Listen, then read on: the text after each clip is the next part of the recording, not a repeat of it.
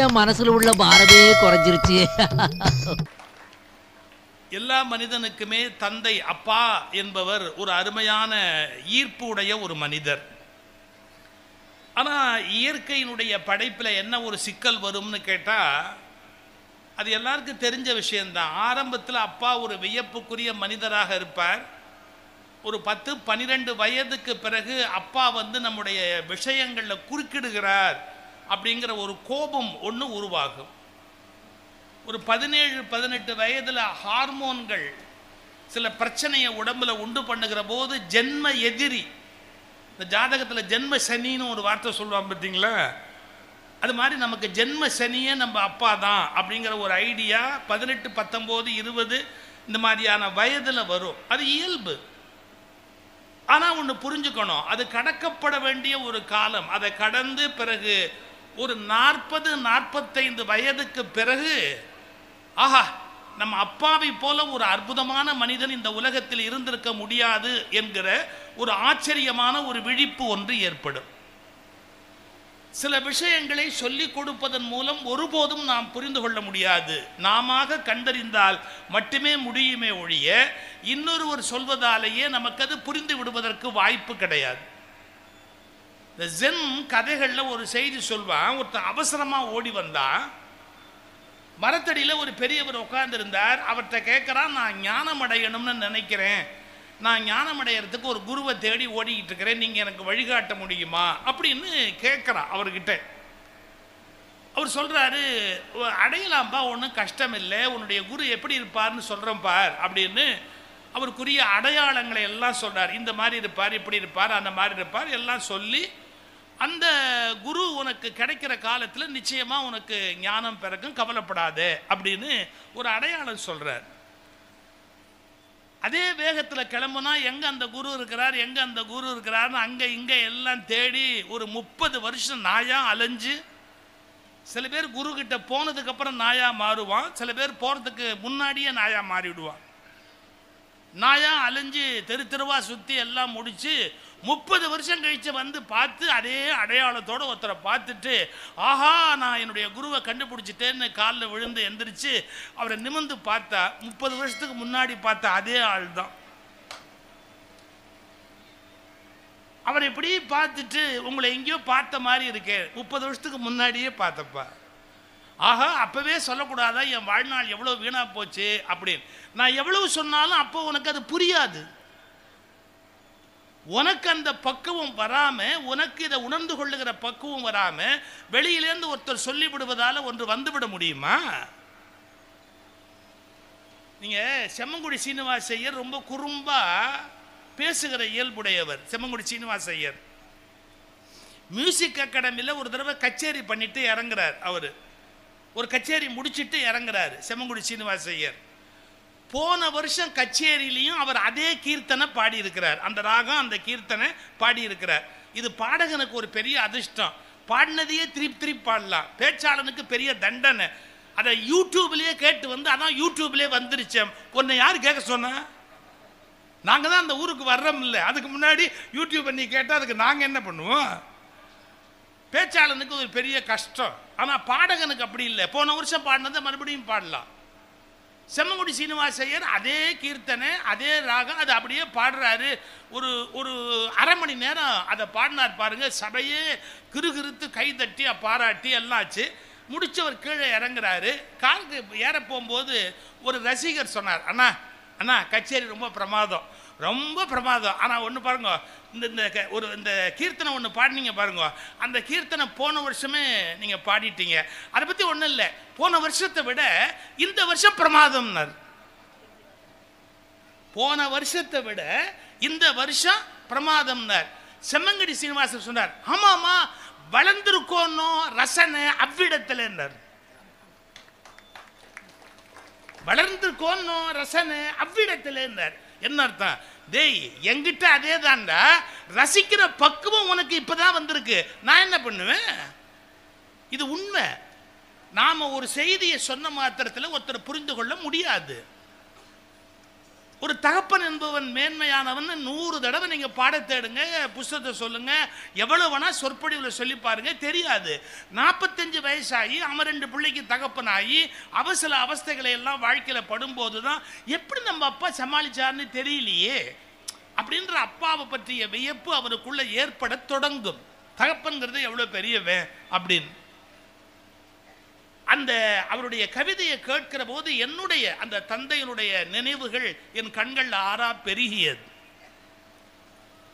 நான் எங்கேயோ டிராவல் பண்ண வேண்டிய கட்டாயம். ஏன்னா எனக்கு இன்னைக்கு தலைப்பு ரொம்ப வசதியான தலைப்பு. நான் என்ன பேசினாலும் தலைப்போட நியாயப்படுத்திடலாம். இப்பெல்லாம் தீர்ப்பே அப்படிதான், எதை வேணாலும் சொல்லிட்டு அதை நியாயப்படுத்திடலாம். யாரும் எதுக்கும் கவலைப்பட வேண்டிய அவசியமே கிடையாது.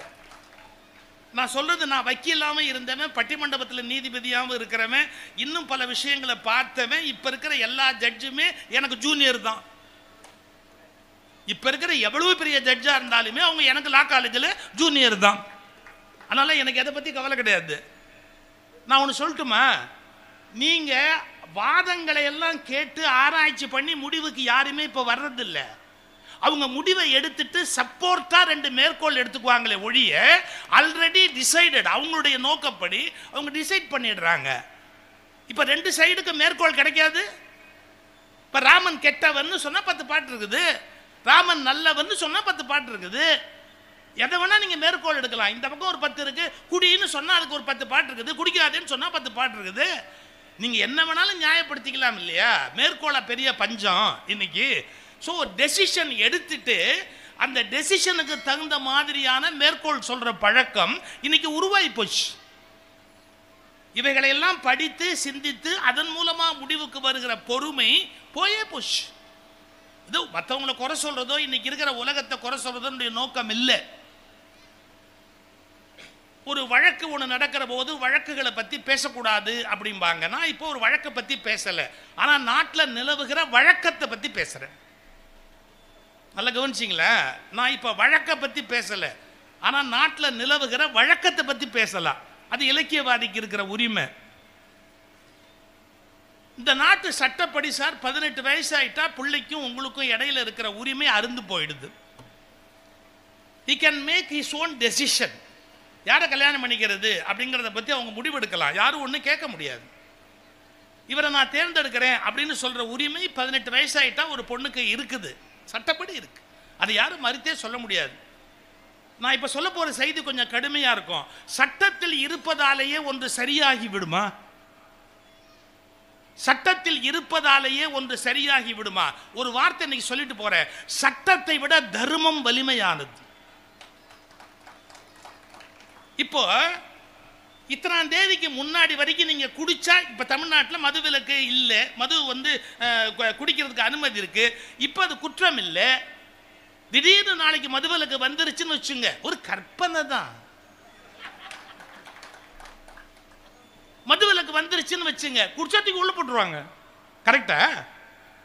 இன்னைய வரைக்கும் நீங்க குடிச்சா ஒண்ணு யாரும் ஒன்னும் அரெஸ்ட் பண்ண மாட்டாங்க, குடிச்சிட்டு டிரைவ் பண்ண அரெஸ்ட் பண்ணுவாங்க. ஆனா குடிச்சா யாரும் அரெஸ்ட் பண்ண மாட்டாங்க. நாளைக்கே மதுவிலக்கு இம்ப்ளிமெண்ட் பண்றதா சட்டம் வந்ததுக்கு அப்புறம் நீங்க குடிச்சா உடனே அரெஸ்ட் பண்ணலாம்.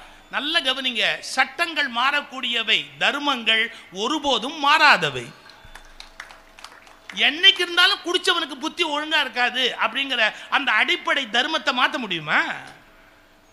47 குடிக்கலாம், 46 குடிக்கூடாது, 22 குடிக்கலாம், 26 குடிக்கூடாது, இதெல்லாம் சரியா வருமா? குடிச்சவன் வளருவான், குடிச்சவன் குடிய கெடுப்பான். அதுல எந்த விதமான மாற்றமும் கிடையாது.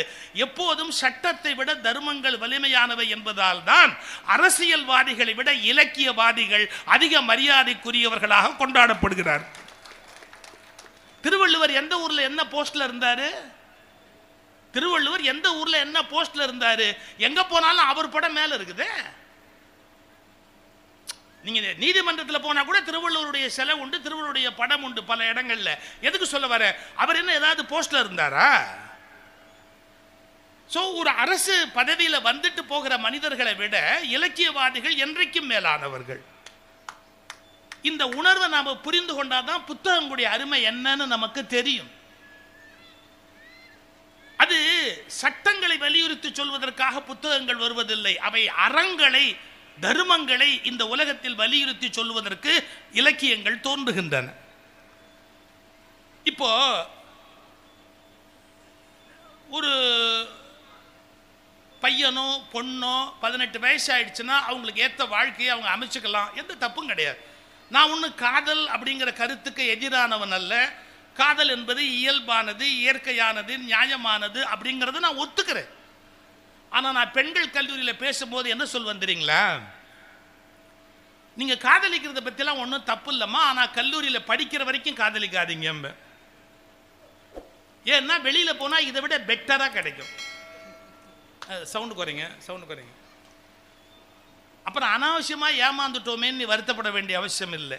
பசங்களுக்கும் சொல்லுவேன், டே இதை விட பிரமாதமான ஐட்டம் வெளியில் கிடைக்க வாய்ப்பு இருக்குடா, வாழ்க்கையை வீணாக்கிறாதடா, அவசரப்படாது. கடைசியாக எப்போ நீ காதலிக்கலான்னு கேட்டால் வேணா ஒரு யோசனை சொல்கிறேன். ஏன்னா யோசனை சொல்கிறது தான் எங்கள் வாழ்நாள் தொழில். என்ன நீ இப்படி சொல்லிட்டு போகிறேன் பாருங்க, உன்னுடைய 6வது சம்பளம் வாங்குகிற போது காதலை பற்றி, திருமணத்தை பற்றி நீ முடிவெடுக்கலாம். ஒரு 6வது வருமானம்னு ஒன்று, 6 மாசமாவது நீ சம்பாரிச்சிருக்கணும். அப்பஞ்செலவில் நாம் ஒரு துணி வாங்கும் போது, அப்பஞ்செலவில் வந்து பேண்ட் போட்டுக்கிட்டு இருக்கும் போது காதலிக்கிற மாதிரி அயோக்கியத்தனம் இந்த உலகத்தில் வேற இருக்க முடியாது. அது சிலபஸில் வரல, அப்பனுடைய கடமையில் வரல. நீ காதலிக்கிறதுக்கும் பெட்ரோல் போட்டு போகிறதுக்கு காசு கொடுக்கணும்னு ஒன்றும் அப்பனுக்கு எழுதி வைக்கல. உனக்கு காலேஜுக்கு வேணால் நாங்கள் ஃபீஸ் கட்டுவோம், ஆனால் நீ காதலிக்கிறதுக்கு சேர்த்து நாங்கள் காசு கொடுப்போமா? நாங்கள் ஏன் கொடுக்கணும்? நான் பொம்பளை பிள்ளைகள் சொல்லுவேன், எனக்கு 2 பொம்பளை பிள்ளைங்க, பெண் பிள்ளைங்க. இவங்க துணி கடைக்கு போனாங்கன்னு வச்சுங்களேன், பொதுவாக நான் வந்து பர்ச்சேஸுக்கு, ஷாப்பிங்க்கு குழந்தைகளோட போக மாட்டேன், மனைவியோட போகவே மாட்டேன்.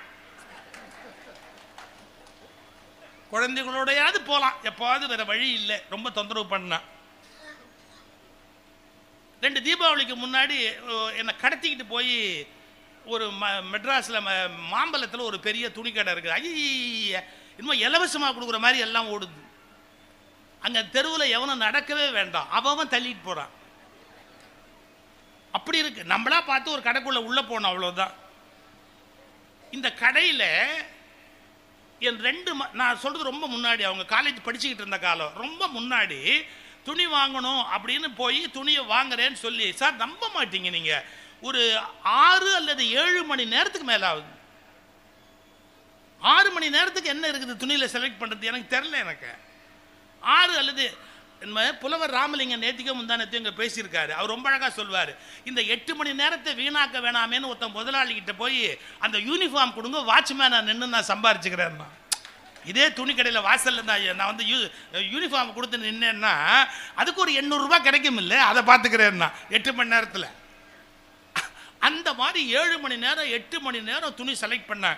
சரி, நம்ம ஆஸ் எ தகப்பன் பொறுத்து தான் ஆகணும், ஒன்றும் பண்ண முடியாது, தகப்பனுக்கு கடமை இருக்குது. பொறுத்துட்டு சரிதான அந்த கூட்டத்தில் சிரமப்பட்டு காரை பார்க் பண்ண முடியாது, டிரைவரை கூப்பிட முடியாது, படாத பாடுபட்டு எல்லாம் பண்ணி திரும்ப அங்கேருந்து முடித்து வீட்டுக்கு வந்த உடனே இவங்க 2 பெண்களும் அந்த துணிமணி சுடிதார் அது இது எல்லாத்தையும் எடுத்து பார்த்துட்டு சந்தோஷப்படுவான்னு நினச்சா சார் சோகமாக உட்காந்துருக்காள்.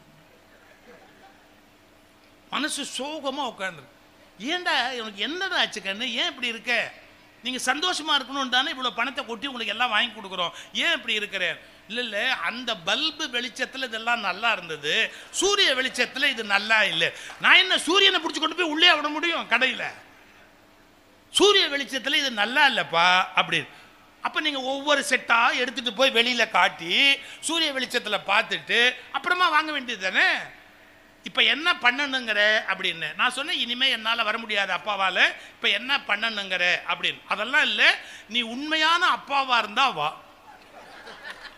உனக்கு நிஜமான பாசம்னு ஒன்று இருந்தா நீ வா. நான் சொன்னேன் வேணாம், எனக்கு என் பாசத்தை உனக்கு நிரூபித்து எனக்கு ஒன்றும் ஆக போகிறது இல்லை, என்னால் வர முடியாது, நீங்கள் வேணால் போங்க, டிரைவரை கூட்டிகிட்டு காருக்கு அங்கே போங்க, வாங்குறதுனா வாங்குங்க, மாற்றி என்னமோ பண்ணுங்க அப்படின்னு. நான் இதை வெறும் இந்த நிகழ்ச்சியை நேரேட் பண்ணுறதுக்காக நான் சொல்லலை. ஆனால் நான் ஒரு உண்மையை சொல்லட்டுமா, என்ன தெரியுமா? சூடிதார் பிடிக்கலைன்னா மாற்றிடலாம், புடவை பிடிக்கலைன்னா மாற்றிடலாம், புருஷன் பிடிக்கலன்னா மாற்ற முடியுமா? 18 வயசில் லவ் பண்ணுறாங்க, 17 வயசில் லவ் பண்ணுறாங்க, புருஷன் பிடிக்கலன்னா புடவையை மாற்றின மாதிரி புருஷனை மாற்றிட முடியுமா சொசைட்டியில்? ரொம்ப கஷ்டம். இந்த நாட்டில் ஒரு கல்யாணம் பண்ணி முடிக்கிறதே பெரிய கஷ்டம். ஆனால் யாரோ ஒரு பொம்பளை 50 கல்யாணம் பண்ணாலாம் சார். அடிப்பாவி, இது வரைக்கும் நான் அந்த மாதிரி ஒரு ஆச்சரியத்தை கேட்டதில்லை. ஆம்பளைங்க தான் இந்த அழகத்தனம் பண்ணுவான். யாரோ ஒரு பொம்பளை 50 பேரை ஏமாற்றி இருக்கிறார். அவன் இருக்கட்டும், அது ஒரு பக்கம் அப்படியே இருக்கட்டும். புடவை பிடிக்கலன்னா மாற்றலாம், கணவன் பிடிக்காட்டி எப்படி மாற்றுறது? ஒரு 18 வயசு 17 வயசில் நீங்கள் டிசைட் பண்ணுற டெசிஷன் பக்காவாக சரியாக இருக்கும்னு யார் சொல்ல முடியும்? நான் மீண்டும் சொல்கிறேன், காதலிப்பதுக்கு நான் விரோதி அல்ல. என் மகள் திருமணம் காதல் திருமணம். நான் ஒன்றும் கற்பனையில் சொல்லலை. அவங்க முடிவு எடுத்ததுக்கு அப்புறம் அந்த வயது வரணும், மெச்சூரிட்டி வரணும். நான் என்ன பண்ணேன், பிரைவேட் டிடெக்டிவ் ஏஜென்சி கிட்ட என் மாப்பிள்ளை பற்றி விசாரிக்க சொன்னேன். விசாரிச்சுட்டு எல்லாம் கம்ப்ளீட் ரிப்போர்ட் எடுத்து ஃபைலை கையில் வச்சுக்கிட்டது. இதான் உன்னோட மாப்பிள்ளையோட சம்பளம், இதான் உன்னுடைய மாப்பிள்ளையோட எலிஜிபிலிட்டி, ஃபேமிலி, நல்லா யோசிச்சுக்கோ, அதுக்குள்ளே நீ எப்படி வாழ்வ? அவர் சொன்னா அதெல்லாம் ஏன் சௌகரியம், நான் பர்சனல் லைஃப் பேசக்கூடாது. நான் அப்போ ஒன்று சொன்னேன், நீ இவ்வளோ கன்விக்ஷனோட இருக்கிறல்ல, நானே கல்யாணம் பண்ணி வைக்கிறேன். எதுக்கு சொல்ல வரேன்? ஒரு தெளிவு, ஒரு மெச்சூரிட்டி, இதை பற்றிய எல்லா ப்ராப்ளத்தையும் நம்ம அனலைஸ் பண்ணிட்டு ஒரு முடிவுக்கு வரணும். பட் நான் சொல்ல வர இடத்த மட்டும் கவனிங்க. நம்ம நாட்டு நீதிமன்றங்கள் என்ன சொல்லுது? 18 வயசு ஆயிட்டா அவ யாரை கல்யாணம் பண்ணாலும் அப்பனோ ஆத்தாளோ கேட்கக்கூடாது, கேட்கறதுக்கு உரிமை இல்லைன்னு சட்டம் சொல்லுது. சட்டம் சொல்லுகிறது, ஆனால் தர்மம் அதை மறுக்கிறது என்பதை நீதிபதிகளுக்கு நான் சொல்லிக் கொள்ள விரும்புகிறேன். உங்களுக்கு யார் புத்தி சொல்றது? உங்களுக்கு யார் புத்தி சொல்றது? நான் சொல்றேன், சட்டம் சரியா இருக்கலாம். சட்டத்தை சட்டசபை தானே இயற்றுது. சட்டசபையில் முடிவான எல்லாமே சரியான விஷயமா? ஒரு சட்டமன்றத்தில் ஒன்று பாஸ் ஆகிட்டா அது முழுக்க சரியான விஷயமா இருக்க முடியுமா? நான் கட்டாயப்படுத்தி ஜாதி அபிப்பிராயத்தில் கல்யாணம் பண்ணுங்கன்னு சொல்ல வரல. அந்த செலக்ஷன் தேர்வு என்பதில் ஒரு நியாயம் இருக்க வேணாமா? கல்யாணம் பண்ணிட்டு போய் அப்புறம் அவன் அப்படியே நடுவில் விட்டுட்டு போனால் மறுபடியும் அப்பனும் ஆத்தாளும் தானே காப்பாற்ற வேண்டியிருக்கு. ஹைகோர்ட் ஜட்ஜும் சுப்ரீம் கோர்ட் ஜட்ஜும் பொண்ணை காப்பாற்றுவானா? யாராவது அவனு மறு கல்யாணம் பண்ணி வைக்க ஏற்பாடு பண்ணுவாங்களா? வராது. யார் பண்ண போறா? நான் என்ன கோபத்தில் பேசுறேன்னு உங்களுக்கு புரியும் நினைக்கிறேன். ஒரு பிள்ளைகள் மீது பெற்றவர்களுக்கு இருக்கிற ஒரு சில உரிமைகளை சட்டங்கள் இன்றைக்கு பறிப்பதை நியாயமாக ஏற்றுக்கொள்ள முடியாது. அதைவிட மிக நீண்ட மரபுகள் பரிசீலனைக்கு உரியவை. அதை பற்றி நம்ம யோசிக்க வேண்டிய கடமை இருக்குது சார். நீங்க 21 வயசு வரைக்கும் ஒரு பிள்ளைய வளர்க்குறான், 20, 23, 24 வயசு வரைக்கும் பசங்களை வளர்க்குறான். எம்டெக் படிக்கிறான், ஐஐடியில் படிக்கிறான், மெடிக்கலில் படிக்கிறான். பையனுக்கு அப்பா உழுந்து உழுந்து செலவு பண்ணுறான். பொண்ணு படிக்கிறா, கம்ப்யூட்டர் இன்ஜினியரிங் படிக்கிறா, என்னெல்லாமோ இருக்குது படிப்பு. இன்னைக்கு 500 கணக்கான படிப்பு இருக்குது. பொண்ணு படித்து முடிக்கிறா. எல்லாம் இந்த அப்பனும் ஆத்தாலும் செலவு பண்ணுறாங்க. இந்திய பெற்றோர்களை மாதிரி பைத்தியக்காரங்களை உலகத்தில் பார்க்க முடியாது. தாலியை விற்று, நிலத்தை விற்று, அத்தை விற்று, வீட்டை விற்று, எல்லாத்தையும் விற்று இந்த பிள்ளைகளை டிகிரி ஹோல்டர் ஆக்கி இந்த பிள்ளைகளுக்கு ஒரு கல்யாணம் பண்ணி பார்த்துட்டா போதும்னு சொல்லி பைத்தியம் பிடிச்ச மாதிரி பெற்றவங்க எல்லாத்தையும் செலவழிக்கிறோம், எல்லாத்தையும் கொடுக்க தயாராக இருக்கிறோம். என்னடானா இதுங்க கடைசியாக மொட்டை அடிச்சுக்கிட்டு வந்து வீட்டில் நிற்கிது. மொட்டை அடிச்சுட்டு வந்து வீட்டில் நிற்கிது. என்னன்னா அந்த சாமியார் பின்னாடி போயிட்டேன் அப்படிங்குதுங்க. ஏ சனியனுங்களா, சாமியார் பின்னாடி போகிறதுக்கா உனக்கு 25 லட்சம் உன்னை பெத்தவன் செலவு பண்ணா? ஒரு சாமியார் பின்னாடி மொட்டை அடிச்சுட்டு போகிறதுக்கா உனக்கு 10 லட்சம் 20 லட்சம் செலவு பண்ணி உன்னை படிக்க வச்சா? நான் கேட்குறேன், அந்த சாமியார் உனக்கு என்ன செலவு பண்ணா? அந்த சாமியார் உன்னை என்ன செலவு பண்ணா? நீ படிக்கிற வரைக்கும் சோறு போட்டானா?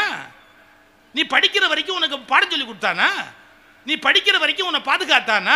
நீ படிச்சு முடிச்சுட்ட. இனிமே நம்ம மடத்துக்கு அல்லது நம்ம ஆசிரமத்துக்கு இலவசமா ஒரு வேலைக்காரன் கிடைப்பான்னு உன்னை பிடிச்சி உள்ள வச்சுக்கிறான்.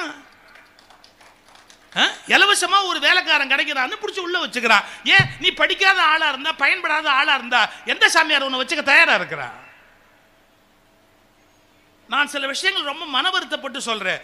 ஒரு பிள்ளைகளை உருவாக்குகிற போது பெற்றோர்களுக்கு இருக்கிற அந்த உரிமை இருக்கு பார்த்தீங்களா, அதை இன்றைக்கு சட்டங்கள் கழுத்தை நெரித்து கொன்று விட்டன. ஒரு எல்லைக்கு மேலே அவங்களுக்கு உரிமை இல்லை. நான் ஒத்துக்கிறேன், ஒரு எல்லைக்கு மேலே நம்ம பிள்ளைகிட்ட நமக்கு உரிமை இல்லை. சார் நம்ம வயசான காலத்தில் பிள்ளை என்னை காப்பாற்றணும், எனக்கு சோறு போடணும், அதெல்லாம் நான் நம்பலை. நாம் ஒன்று கிக் பேக்குக்காக பின்னால் நம்ம அவங்க காப்பாற்றுவாங்க அப்படிங்கிறதுக்காக படிக்க வைக்கல, அவங்களுக்கு நல்லது பண்ணல. ஆனா நான் சொல்றேன், இப்ப ஒரு சட்டம் இயற்றணும். நீங்க என்ன இது மாதிரி நன்கு படிக்க வைத்த பிள்ளைகளை எந்தெந்த ஆசிரமங்களில் சாமியார்களாக சேர்க்கிறார்களோ அந்த சாமியார்கள் குறைந்தபட்சம் 25 லட்சத்தை பெற்றோர்களுக்கு தர வேண்டும் என்று ஒரு சட்டத்தை கொண்டு வாருங்கள். ஏன் இவ்வளவு காலம் கஷ்டப்பட்டு உருவாக்குறது இந்த அப்பாவும் அம்மாவும், நீ அப்படியே லட்டு மாதிரி கொண்டு போய் அங்க எருமாடு மேய்க்க விடுவியா? அங்க பூ எடுத்து போட்டா, அங்க சொம்ப தூக்கிட்டு போனா, அங்க போய் பெருசா அப்படியே அந்த தரையை முழுகுனா, நீ வீட்லயே பெருக்க மாட்டேங்கிற, கொண்டு போய் அங்க உட்காந்து வச்சுக்கிட்டு பெரிய பணியா அதுக்கு பேரு? I am very sorry. சமூகத்தில் சில தவறான முன்னுதாரணங்கள் வழங்கப்பட்டு கொண்டிருக்கின்றன. பெற்றோர்களை விட அதிக உரிமை அவர்களுக்கு வழங்குவது தவறு. வழங்கினால் பெற்றோர்களுக்கு தர வேண்டிய காம்பன்சேஷனை அந்த துறவிகள் கொடுக்க வேண்டும் என்பதை சட்டமாக ஆக்க வேண்டும். 25 வருஷம் நாங்க வளர்த்து கொடுப்போம், நீ லட்டு மாதிரி எடுத்துன்னு போடுவே? நியாயம் இல்லை.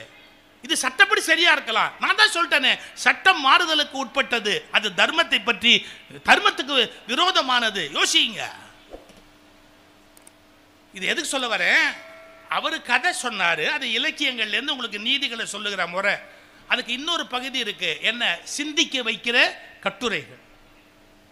நீங்க கதை படிங்க, வார பத்திரிகையில் வர கதை படிங்க, சிற்றிலக்கியங்களில் வர கதை படிங்க, வெளியில் பாப்புலர் ஆகாத பத்திரிகைகளில் வருகிற சிறு சஞ்சிகைகள், அதில் வர கதைகள் ரொம்ப நல்லா இருக்கும், அவைகளையும் படிங்க.